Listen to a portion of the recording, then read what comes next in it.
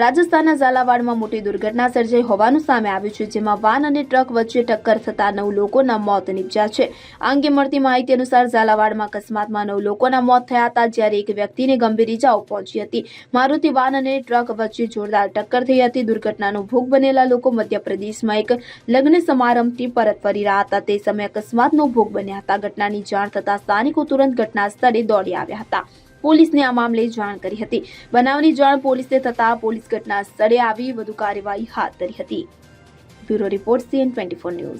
હવે જુઓ દેશ દુનિયાની તમામ ખબરો તમારી આંગળીના ટેરવે. ઉઠાવો મોબાઈલ અને Google Play Store પરથી ડાઉનલોડ કરો અમારી CN24 ન્યૂઝ મોબાઈલ એપ.